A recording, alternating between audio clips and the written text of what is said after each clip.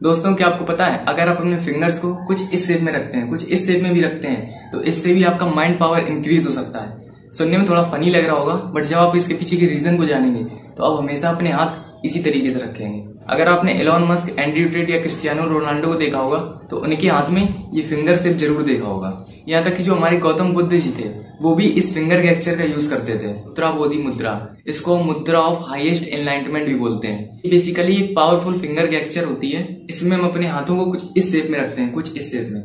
आपने काफी सारे सेलिब्रिटीज को देखा होगा कुछ इस शेप में अपनी फिंगर्स को रखते हुए। एक्चुअली हमारा जो थंब होता है ये फायर को रिप्रेजेंट करता है, और ये जो हमारी ये वाली फिंगर होती है ये एयर को रिप्रेजेंट करती है, और मिडिल फिंगर स्पेस को रिप्रेजेंट करती है, और ये वाली फिंगर अर्थ को रिप्रेजेंट करती है, और ये वाटर को।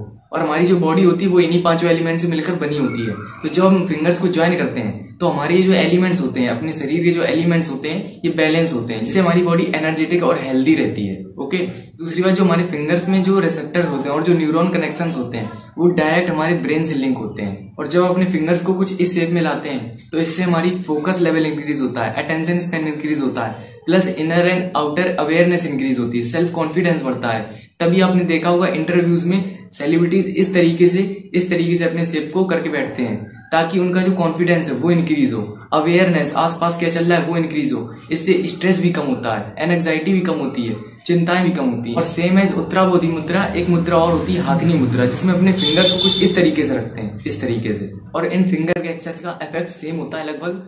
तो बेसिकली इनसे पावर इंक्रीज होती है, हमारी माइंड पावर इंक्रीज होती है, हमारे कंट्रोल पर और हमारे माइंड पर बेहतरीन कंट्रोल हो पाता है। और साथ ही साथ आप किसी भी टाइम पर, कभी भी किसी भी टाइम पर इन फिंगर गेस्चर का यूज कर सकते हैं। कोई पर्टिकुलर टाइम नहीं, कभी भी आप पढ़ते हुए, कभी भी ऐसे नॉर्मल बैठे हुए इन फिंगर गेस्चर्स का यूज कर सकते हैं।